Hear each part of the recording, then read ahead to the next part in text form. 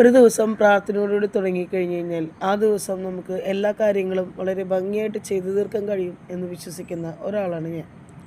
അപ്പോൾ അതേപോലെ ദൈവത്തിനോട് പ്രാർത്ഥിച്ചുകൊണ്ട് ഞാനും എൻ്റെ ജോലിയിലേക്ക് കടന്നു. കട്ടൻ ചായ ഇടാനാണ് കേട്ടോ. ഞങ്ങൾക്കിവിടെ എല്ലാ ദിവസവും രാവിലെ ഒരു കട്ടൻ ചായ നിർബന്ധമാണ്.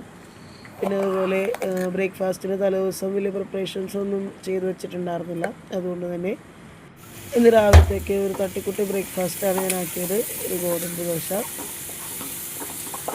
ദോശയ്ക്ക് ഒരു വൻപയർ ഉലർത്തിയതാണ് കൂടെ കഴിക്കാനായിട്ട് ഞാൻ തയ്യാറാക്കിയത്. അപ്പോൾ ഗോതമ്പ് ദോശയും വൻപയർ കറിയാണ് ഞങ്ങളുടെ ബ്രേക്ക്ഫാസ്റ്റ് രാവിലത്തെ.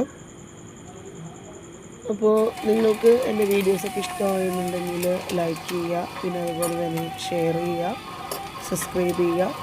സബ്സ്ക്രൈബ് ചെയ്തിട്ട് അതിൽ ബെൽ ബട്ടണിൽ ഓൾ എന്ന ഓപ്ഷനിൽ നിങ്ങൾ അതും കൂടി ഇന്ന് ഇനേബിൾ ചെയ്യണം. അപ്പോൾ ഒത്തിരി പേര് എന്നെ സപ്പോർട്ട് ചെയ്യുന്നുണ്ടെന്ന് അറിഞ്ഞതിൽ വളരെ സന്തോഷം. അപ്പോൾ ഒരു കട്ടൻ ഇട്ടേക്കണേണ്. ഈ കട്ടൻ കുടിച്ചുകൊണ്ടാണ് ഞാൻ എൻ്റെ ദിവസം ഇന്ന് ആരംഭിക്കുന്നത്. കട്ടൻ കുടിച്ചുകൊണ്ട് സിറ്റ് ഔട്ടിലിരിക്കണേണ്. അപ്പോൾ ഞാൻ കണ്ടൊരു കാഴ്ചയാണ് ഒരു ഒച്ച്.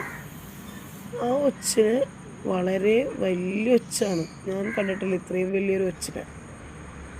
അതിൻ്റെ കണ്ടപ്പോൾ തന്നെ എനിക്ക് എന്തോ ഒരു കൗതുകം തോന്നി. അപ്പോൾ നിങ്ങളെയും കൂടി ഒന്ന് കാണിക്കണം എന്ന് എനിക്ക് തോന്നി. അതുകൊണ്ടാണ് ഞാനിപ്പോൾ